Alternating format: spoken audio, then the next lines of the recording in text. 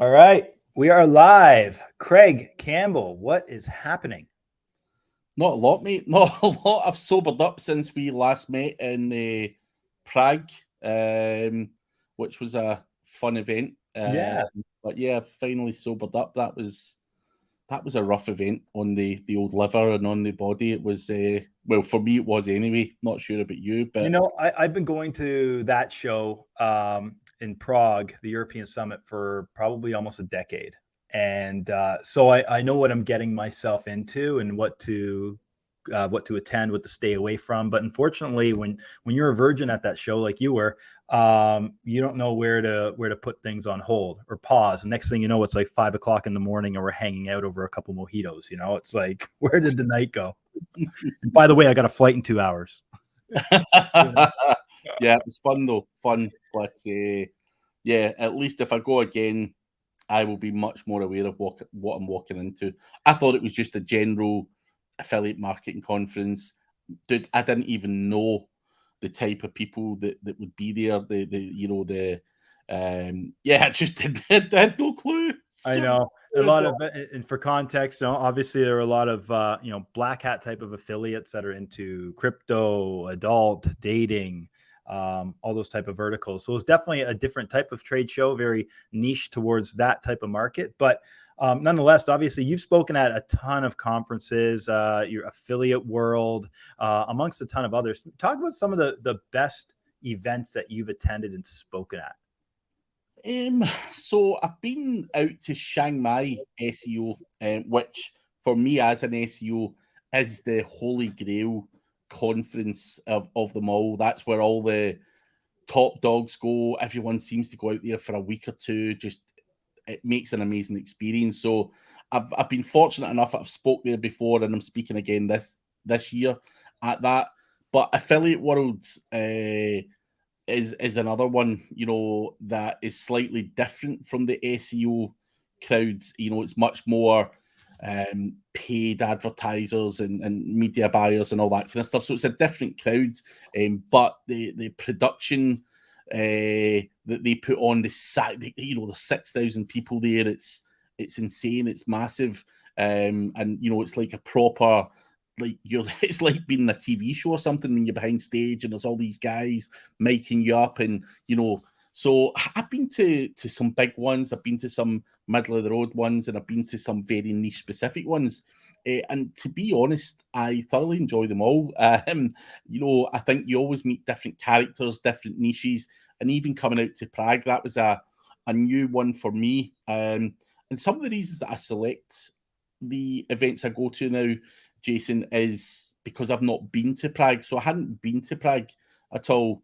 And if someone says to me, "Do you want to come to this event or whatever?" and I've never been, I use it as a way to see and explore and travel as well. And obviously, I got to meet you, and I've known Todd Foster for a while within the industry. I've never met him in person, but just meeting these guys and connecting and just having a beer is amazing. So, for, I wouldn't like to sit there and say Chiang Mai's the best one ever. It's a great place, Thailand, and all that kind of stuff. But you get all these kind of good things like the one in Prague. It was more like a fucking party than a conference. Mm. Come back a broken man. So they've all got their own benefits. I've never been to anything where I would consider it absolute garbage. So yeah, some are bigger, some are smaller. But to be honest, I think it's harder to speak in front of a smaller audience. It's a bit more personalized. It's not harder, but there's more eyes on you. There's more questions coming. There's potentially a couple of guys that want to pull you apart when you're up there or whatever. So there's all these different challenges, and some of the smaller ones are more personalized. They're a lot more fun, but equally, it's not easy to escape when there's Yeah, only one guys. hundred percent, 100%. And for context, Todd Foster is my business partner and been an SEO. He's been following you for years. He's a big fan, and obviously, you guys have rubbed shoulders just being in the SEO space together. But yeah, it was good to have that opportunity to meet in Prague. But that's one of the byproducts of doing the speaking and being a thought leader in the space is being able to travel and explore at the same time as well. But actually making effort to do that, traveling and exploring exploring while you're there and not just focused on the business itself, which I think is important. And that's one of the best things about doing what we do and traveling around and getting to share our expertise. And to your point, I agree. Speaking in front of a smaller crowd, like a seminar or maybe 10 to 20 people, way more difficult than speaking to an audience of 100 to 200 people. Exactly. I'm nearsighted. I just don't put my glasses on while I'm on stage and I just can't see anybody. So it doesn't matter. Awesome. So maybe, Craig, let's go backwards a bit here and talk. I want to learn a bit about your past. You grew up in Glasgow. You from Glasgow? Yeah. So what got you into the SEO game in the first place? So the nothing in particular got me into it as such. It was more an age thing. So I am 43 just now. Left school, I think it was 96 or 97. At that time, I didn't even know what the internet was. No clue. So I get dial-up connection around about 1997 in the house, and you're chatting to girls on MSN and all this kind of stuff you do as a kid. Look at my house in Google Earth. I was obviously mesmerized because this whole new concept came out, the internet. You're just like, fuck, this is really good. But when I left school, I had a few dead-end jobs. I didn't really know what I wanted to do in life. So I was in sales. I worked in Burger King. I worked in a call center. I worked in a garage. As I was going to be a mechanic, all of this kind of stuff. And I was never really sure of where I was going. And I bummed around a few different jobs for a number of years. And one day within a sales job, the company had a real shitty website. And I was quite mesmerized by the internet just from a personal, playing around at night on it and all that kind of stuff. And I dabbled around with the website, and I'm like, I could do a bit better of a job. So I kind of blagged my way in within the company. I was a sales guy, but I was like, I could maybe do something better with the website. So I initially in the, year 2000 or 2001, I can't remember exactly when it was messing around thinking that I was going to be the next big web designer. I very quickly realized that I was absolutely horrendous. So I used to learn a bit of code, and I had the marquee text scrolling along the top and all this garbage that, and I thought I was God. I'm going, whoa, look at this, this scrolling text in bright red. It looked real bad. So I started out as a really shitty web designer. But obviously SEO wasn't, big or anything back then. So there was a lot of forums and stuff. And the job here, I was in a sales job, and the job was to generate more sales. And this, and the company had a website, and they had a graphic designer who was creating the old school pamphlets and all that kind of stuff, and flyers and stuff to try and generate business and leads. And obviously I was trying to do my bit as a sales guy, messing around with the website and stuff. And that's where my kind of interest in messing around on forums back in the day was, to try and figure out how websites work, what we can do. And that's where I just stumbled across it. And then from there decided that this marketing the website seemed to be a hell of a lot easier than me trying to make something look nice, because I was just really bad at it. So I got into it in the early 2000s, and very quickly established that I was a bad web designer, and I wasn't even a web designer, but you know how it is. And started trying to dig around in the forums and try and market the business, because I was a sales guy. It was a flooring company that I worked for, and the job was to just try and improve on that. And it kind of all stemmed from there. The more you learn on the forums, the more you delve in and you get deeper and deeper. And before I know it, I was out the door, and I had a handful of clients pretending to do marketing to their website. I didn't have a clue what I was doing, really no clue.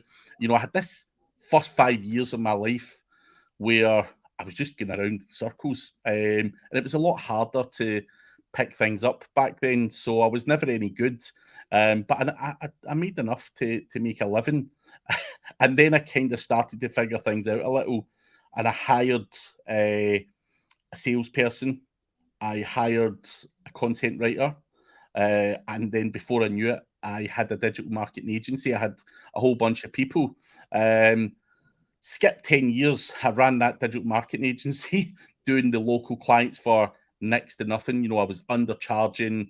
I wasn't a business, I wasn't business trained or anything. Had an agency, didn't run it properly, had all the wrong people round about me. I was a control freak, wouldn't delegate properly, all the other stuff, and basically ran myself into the ground, and couldn't face doing client work anymore.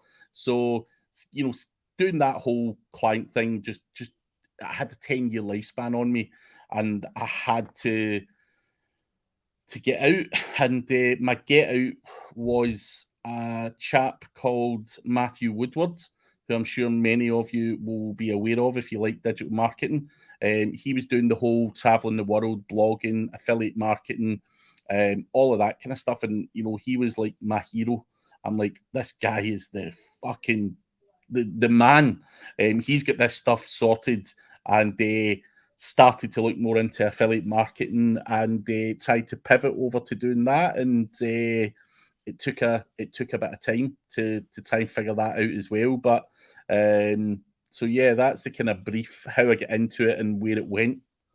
I think that's one of the most challenging things, is being able to get to that point where you're a solopreneur and then it's time to go and delegate tasks, especially because naturally when you're doing everything yourself, it's hard not to be a micromanager, right? Because you need things to be done a certain way. And if you're client facing and dealing with clients and doing the client shit work, in a lot of cases, depending on who the client is, there's a certain level of there's a certain bar that needs to be set, and to delegate the tasks or hire somebody to do it for you.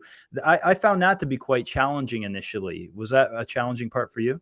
Yeah, so that's why I now refer to myself as a control freak, because I found it hard.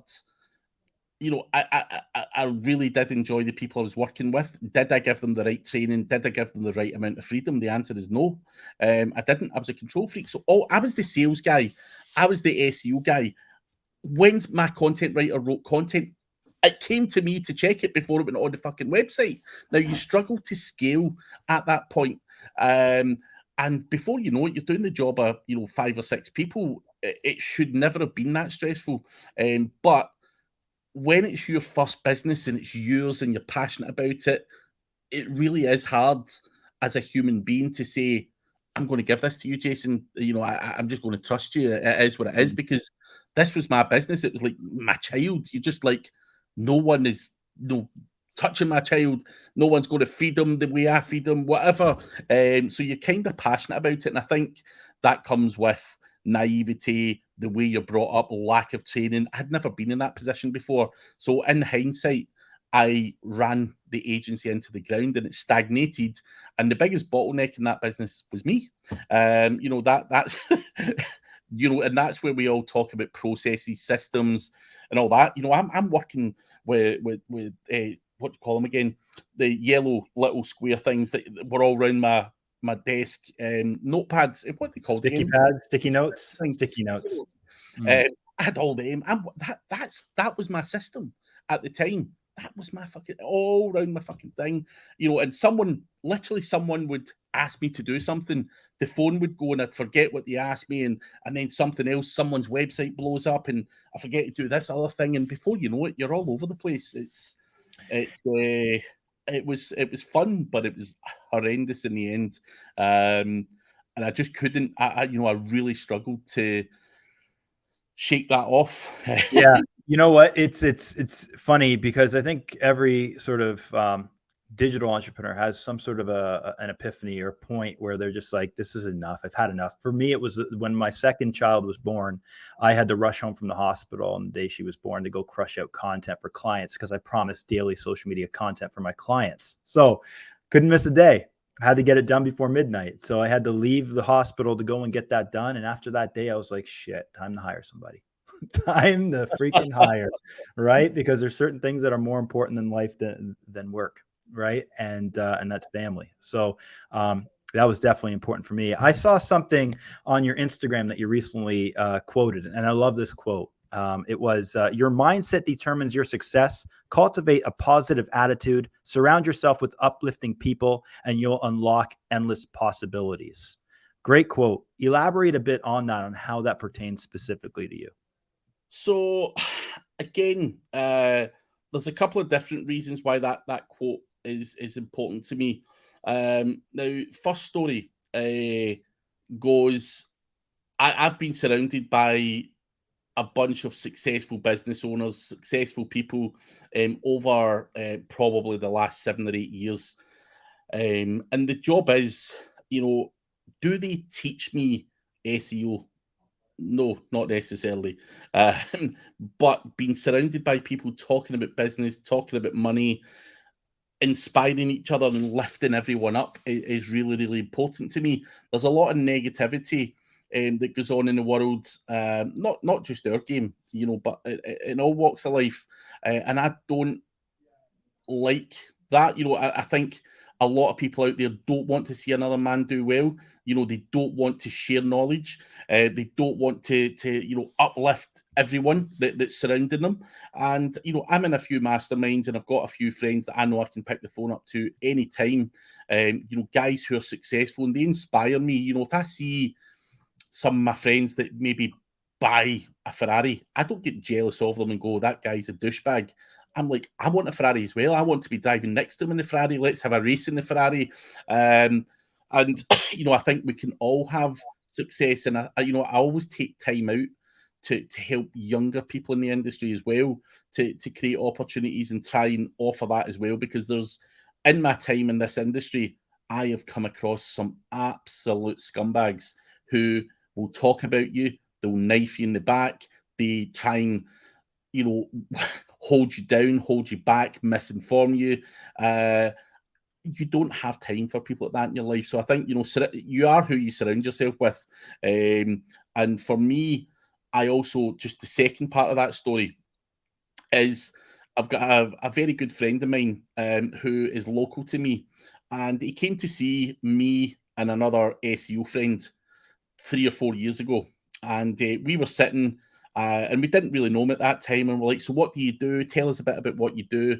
And he pulled out this spreadsheet, and he had like 24 clients, and his turnover was like 2.5 grand. Now, we laughed in the guy's face, which is horrendously ignorant. It really is. We laughed in the guy's face, and we're like, come on, dude, really? And he's like, and you could tell by the look in his face, he was just like, he was embarrassed. Now, that could have went one or two ways. That could have went horrendously wrong, and really, damaged the guy. He didn't take it in that way. He was motivated by us laughing at him, because we were like, dude, that's like one client. Like, what the fuck are you doing? What can you do for £100 a client? However, his argument is, Craig, I have never been surrounded by people like you. I do not know what other people are charging. And when I reflect on that, when I go back and I had my agency, when people were coming to me, I was doing work for $200-300 a month as well. We've all done it, massively undersold ourselves. So I think, when you surround yourself with good, positive people who are doing better than you, you have to do that. It helps uplift everyone. Now, that guy went very quickly from 2.5K per month or whatever it was he was on to 15K a month, because he realized he was massively undercharging. And that, you are who you surround yourself with. He's just like, I would have never, ever had any clue what anyone else was charging. I was scared to talk to other SEOs in case they steal my clients. And it doesn't have to be that way. I've got many friends in the SEO industry. They talk to me about clients. They talk to me about, the projects they're working on. Are they fearful that I'm going to steal them? No. I can help them. I can advise them. I can say, dude, I've been there. I've had that problem. And that's the way things should be. So that is pretty much, a couple of the reasons why that particular quote is important to me. Yeah, when I started my agency, it was daily posting for $199 a month, and I was doing it all myself. It's insane looking back that we would even do something like that, or I would do something like that at the time, but it made sense because I had no clients. And some of those clients are still clients today. They're not paying $199 for daily posting anymore. But I learned along the way and was able to use some of those clients and piggyback those clients as case studies and get other businesses. I had this one massive shawarma chain here in Ontario, Canada, called Osmos. And what I would do is I would go to every single plaza that had an Osmos in it and be like, hey, we're working with those guys. Do you want to get a quote from me? Do you want to get a proposal from me? And of course they'd be open to it because I'm leveraging this massive name. But the only way I was able to get that massive name is by having this cheap competitive price that nobody else could match. But through that, you're right. You learn from that over time. And to your point about, the clients that might want to jump ship and go somewhere else, or somebody steals your client, I'm okay with that. They're not a good fit for me anyway, right? I want clients that are going to be loyal and stick around through the ups and downs and not just jump ship at the shiny thing that passes by. Right? Yeah, exactly. Yeah. Awesome. So one thing I wanted to touch on here, Craig, is talk a bit about that point where you got to a point. I don't know, maybe you didn't get to this point yet where it's like, you know what? I'm crushing it. I've kind of made it. Like I'm doing really well. I've got a successful business. Things are good. Is that a point you've gotten to, or are you constantly just focused on the growth aspect to it? Is there a light at the end of the tunnel? So I had this conversation with someone yesterday, actually, and someone's like, so what's next? What's your goal? What when do you stop or whatever? Just by nature, I don't think I'll ever be able to stop. I am always trying to diversify. I'm always trying to try new things, whether that's being in the SEO space, whether that's me growing my YouTube channel, whether that's me I do some acting on the side as a kind of hobby. It's in my nature to try weird things. And so I've made a good living. Am I financially secure for the rest of my life? Maybe not far off it in terms of the assets and everything I've got. Do I want more? Yes. I want to be able to leave my family something, more than what's there already. Why not? Why wouldn't I want to make sure that, my family, my kids' future is secure? Is there more meat on the table that I can grab over the next 5 or 10 years? I'm 43 just now. Am I going to have this hunger and desire in 10 years' time? Maybe, maybe not. Is SEO even going to be a thing in 10 years' time? Who knows?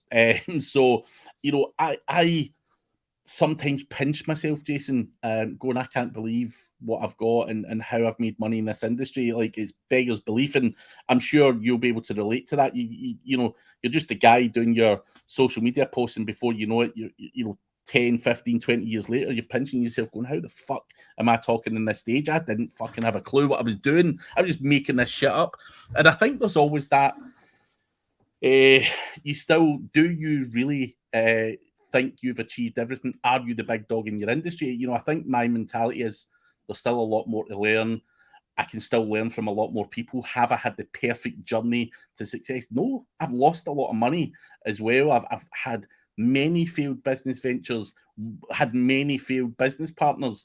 So I'm certainly by no means perfect, and I've made mistakes. I've made a lot of money. I've lost a lot of money.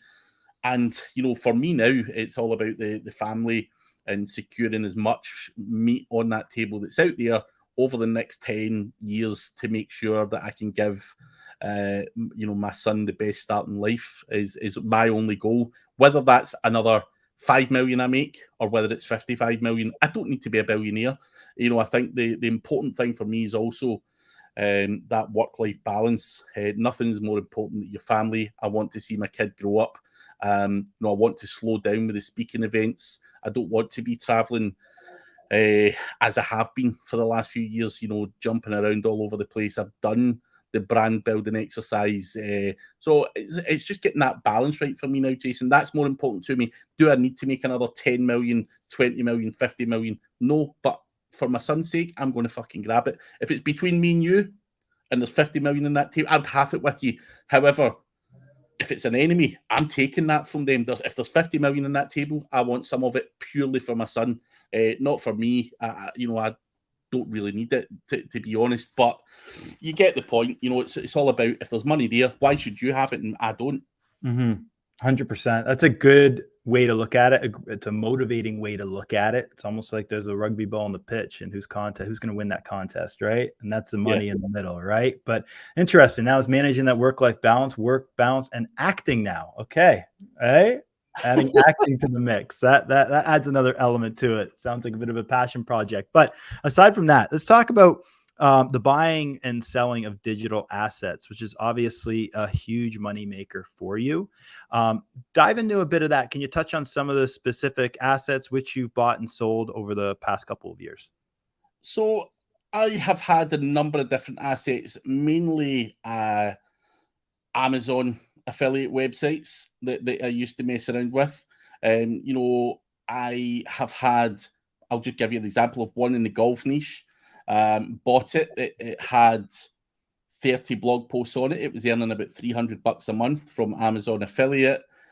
How do I grow that? Now, obviously, after all of this time and experience with SEO, why do I make money for clients? Why can I not just promote my golf website? Why can I not scale that up to 2, 3, 4, 5K a month on an affiliate website? So yes, the job for me was like a vulture. Go out, try and identify websites where someone's not so good at SEO, potentially being content heavy with the website because they're doing all the donkey work. They've maybe been really bad at backlinks. So I often refer to myself as a bit of a vulture looking for these projects. And for me, as an SEO, link building was always my strong point. I didn't like the content side of it, and I don't think anyone does. But there's a lot of guys out there who pour their heart and soul into projects and maybe just don't fully understand SEO. So can I take that off of you, scale that up, build some links, do what I need to do to take it to 2, 3, 4, 5K a month? Of course I can. And then flip that on for 50. You can get up to a 50 times multiple on a website. So I've done that for a number of years. Obviously, in recent years, you've also got the likes of Ezoic, Mediavine, and stuff like that. So you can make ad revenue on a website. So the problem a few years ago was Amazon continued to slash their commissions, which was peeing off a lot of people because I could be earning 3K a month on a website. That website's worth X amount of money, let's say 150 grand, and Amazon decide to give us 2 weeks notice and just half the commission. So I've got a website that was worth 150 grand, it's now worth 75, just because some douchebag at Amazon doesn't feel that they need affiliates anymore. So that kind of peed me off. Now, you start to, I was always aware of ad revenue, but adding ad revenue to a website can significantly enhance your revenue. So with ad revenue, such as Ezoic or whatever it may be, they will pay you around about $30 for 1,000 page views. Now, I want to give you a hypothetical. It's not a hypothetical example. It's a real example. So I was doing a presentation last month in America, and I'm pretty sure your audience will be well aware of who Jeffrey Dahmer is. Now, if you look at the search volume for someone like Jeffrey Dahmer, there's 12.9 million people looking for that guy online per month. Now, to my absolute delight, jeffreydahmer.co.uk was available for me to buy. I bought it. I spoke to the ad revenue company that I use, and I said, if I populate this with content, are you prepared to pay me ad revenue? And they said, yep. He's a very well-known character. As long as you're not going into gruesome details in terms of how he killed people and chopped this off and all this kind of stuff. So in money, because everyone likes money, if I get 100,000 paid views on that website, which should be relatively easy, I would be getting 3K a month. That's 150 grand asset. He gets 12.9 million searches per month. The keyword difficulty on his name is almost zero because no one dare write about a serial killer. They don't like him. They hate his guts. Is that a business opportunity for me? The answer is yes. Do I condone what Jeffrey Dahmer's done? Absolutely not. But traffic equals money. Now, even the worst SEO in the world with a keyword-rich domain name using ChatGPT can surely to God get 1 million page views a month. Page views, there's 12.9 million people searching for them. If you were a really bad SEO and you got 20,000 users who then clicked 5 times onto 5 different pages on that website, whether it's where he stayed, when he died, who killed him, all of this kind of stuff, I've got my 100,000 already. All I need is 20,000 of those users out of the 12.9 million people to get me to 3K a month. Now, if I get to £1 million a month, 1 million page views a month, it's 30 grand. Relatively simple and straightforward. So ad revenue is by far one of the most popular things at the moment. And you are being paid per page view. No, but when you're selling your website, you're getting paid 50 times your monthly profit. Now, there is no real cost other than AI content or your content costs and all that kind of stuff when you find angles in, and serial killers is one that I'm trying to exploit just now. Because a lot of people search for that. They like the gory details. So the actual content on a page like that was all content about Jeffrey Dahmer, right? It's all content related to that. And so are you churning out consistent content on that page as well? Or is it more just like a historical piece? No, dude, I'm churning out all sorts. So this is a kind of new project. However, when I go to SEMrush, people are asking questions. Where did he die? How did he die? Who killed him? Where did he used to stay? How many people did he kill? There is so many. New piece of content every single time. Yeah. And there's documentaries on him. People Google Jeffrey Dahmer Netflix. Can I push them over there? People are Googling that. If I can rank for it, boom, get them over to Netflix. I've done what I need to do. I'm getting the page clicks or the page views on my website. So it's money for me. Easy. I'm curious, what kinds of products are being marketed on that site from Ezoic? So that depends on the browsing history of the person. Okay, got it. So it's all, okay, got it. So it's so like if you're looking at monster trucks for your son, right, then you're going to see monster trucks on Jeffrey Dahmer's website, which is a bit bizarre, but hey, it's all based in your browsing history. Got it. So it's nothing relating, obviously. Oh, no. Oh, definitely not. Now, that's obviously a weird angle. Could you do this with anything, whether that be a sports? Let's say your favorite sports team. Can you create a website and generate content or sporting icon? Of course you can. And people are searching extensively for this stuff. And you're paid per page view, guys. So you don't always have to do affiliate. You can do ad revenue. It's the same as all the people in the dating niche and all that kind of stuff. They will buy traffic anywhere. If they think they can get X amount of traffic for X amount of money, all day long. So what at what point of the journey in terms of buying, let's say you're buying a publisher, buying a website, growing it to a certain point, at what point does Craig say, hey, now's the time to throw it out there on Empire Flipper or wherever you're throwing it out on to sell it? This is the thing. If you want a high multiple, you probably need between 9 to 12 months worth of revenue. Obviously, if you want to sell it after 6, you can. You're just not going to get as much as a 50 times multiple because there's not enough evidence to corroborate that you deserve that. But also, why or when do you go and throw it in Empire Flippers? I've actually are just about to launch a marketplace called onlinebusinessflippers.com. Why would I want to sell it in Empire Flippers when I can be the marketplace? I enjoy looking at these assets. I want to cherry pick the best assets. Why not become the marketplace rather than having to go there. And the Empire Flippers guys are solid, great guys. And you know, I'm not even in competition with the Empire Flippers.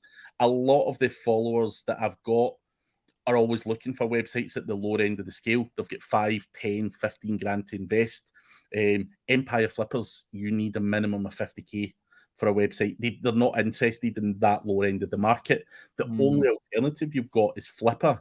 And the due diligence on Flipper is so poor. Some of the websites that are on there are absolutely horrendous. So I'm trying to be better than Flipper, but not Empire Flippers. And, you know, even when it comes to buying and selling websites, people say, Craig, why don't you invest $1 million in a website and sell it for 5 million? I have always operated at the buying a website for 10 grand, spending 10, 15, 20 grand on it and flipping it for a couple of hundred grand. Now, why do I stay at that position in the market? It's easier to sell a website for 200 grand. There's not as much legal red tape. You don't necessarily need a broker. When you sell a website for £1 million or £2 million or whatever it might be, it takes 9 months to go over the line. By the time the legal people get involved, there's lawyers taking money from you. Before you know it, you sell a website for $1 million and you walk away with about 400 grand after tax, brokers, fees, all this other stuff. So for me, I don't intend to be Empire Flippers. I don't necessarily want to go to that, but I just think for the people that follow me and the people I interact with all the time, they're looking at that bottom end of the market. They're coming to me saying, Craig, can you do the due diligence for me? They're paying me consultancy fees to say, can you look at this project and tell me whether it's good, bad, or indifferent? So why don't I just do that as a service and do the due diligence and present 10, 15 websites at all times to the industry? So that is what I'm going for next. So, so and it's also selfishly to cherry pick some of the good options myself as well. So, and you're matchmaking, right? You're kind of matchmaking for your clients too, because I mean, obviously, you want to try to match up, people's niches or what their hobbies are, what they like to do with the assets that they're going to purchase. Is there an importance to that? Like, are you an avid golfer, or did you just see the opportunity? Oh, I just seen the opportunity. I am horrendous at golf, but let's say I know that you're really into basketball, and I know that you've got a little inkling that you want to get involved in buying and selling websites. I could easily come to you and say, look at this basketball website. Are you interested? So I think you're right. You know, matching people up with something that they do have a passion for, that have an interest in. It's, of course, for me, soccer or football is my passion. And am I going to be hungrier on an asset that I enjoy? Of course I do. Does that mean I just ignore a golf website because I don't know nothing about golf? Of course not. You know, I'm a businessman and I want to make money, and you know, it doesn't matter whether it's golf, whether it's selling bottles of water. Does it really matter? Nah, there's money to be made. But I think passion, if you can get a wee project, it just helps you a wee bit more in terms of getting that extra 10, 15% out of it if you actually enjoy the niche. So in terms of, processes that you instill in your business, and AI, what kind of an impact has artificial intelligence had in your business? Has it increased efficiencies? Are you leaning into it? How's that working out with your processes?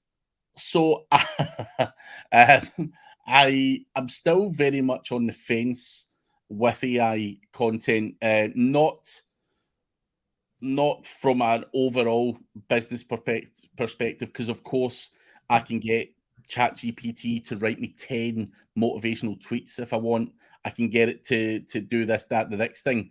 But purely from an SEO perspective, is that content good enough to rank on Google? Is Google going to penalize it for plagiarism or knowing that it's AI? I don't see it sticking that well. So part of my process, yes, it's increased speed. We will use AI for certain parts of the process, but does it still need humanly edited? Is there some fine tuning going on? Then the answer is yes. You know, I have yet to find a tool, and believe you me, I have tried a lot of these different tools that are available out there. And getting varying results is the best thing I can say. I have tried purely grabbing ChatGPT and smashing it out on websites and blasting it with links to see if that stuck. It did for a bit, and then it fell away.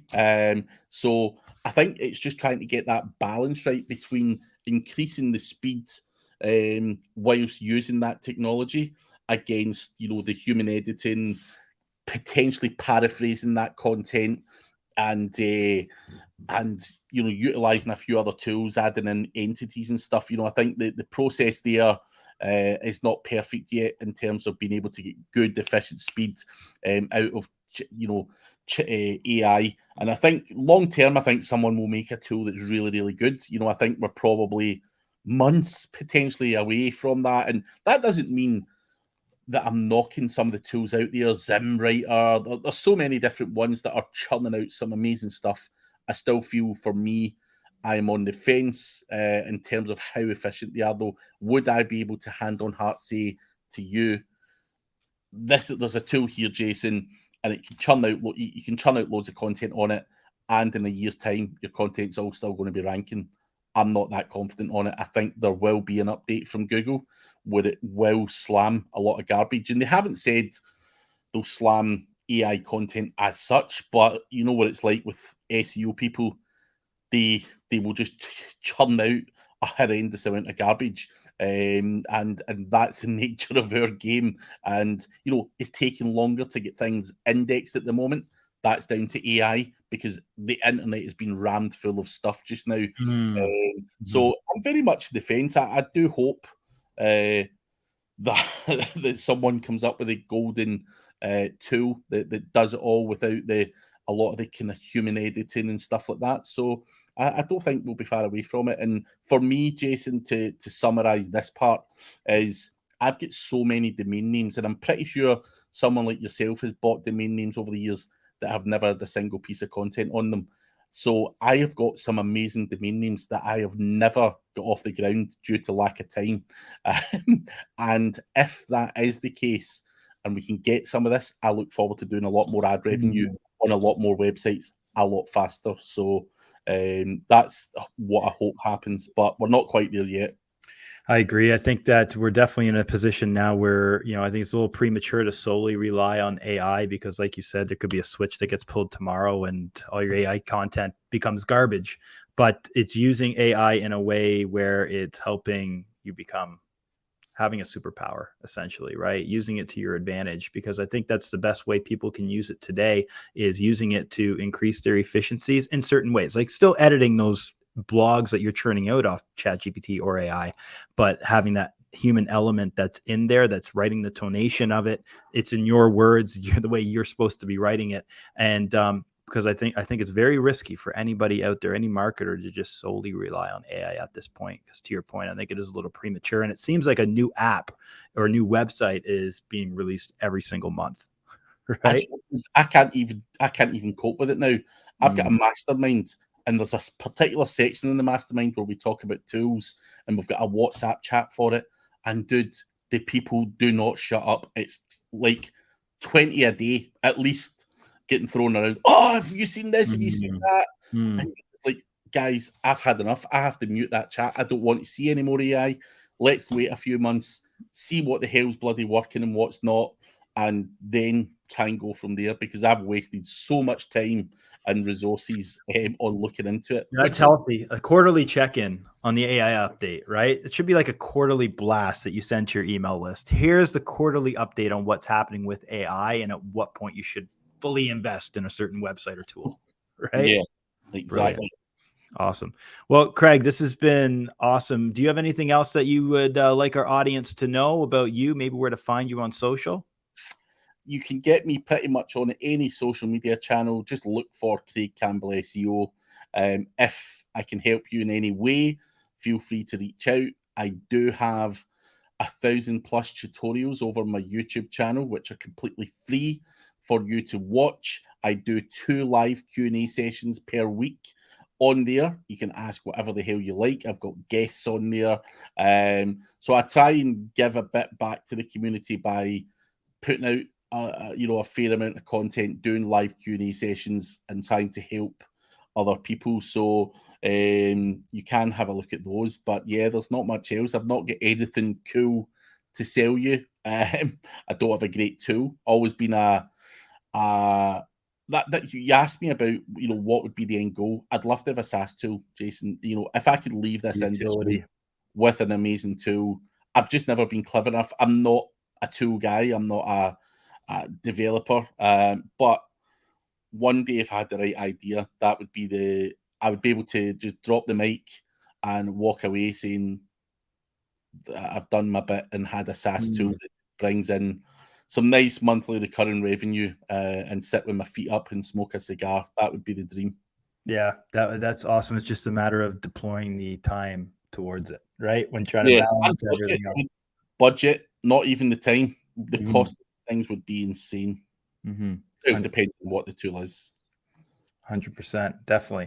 And if you Google Craig Campbell, you're probably not going to see this Craig Campbell. So Google Craig Campbell SEO. I think if you Google Craig Campbell, some country musician comes up or something. So yeah, there's been a lot.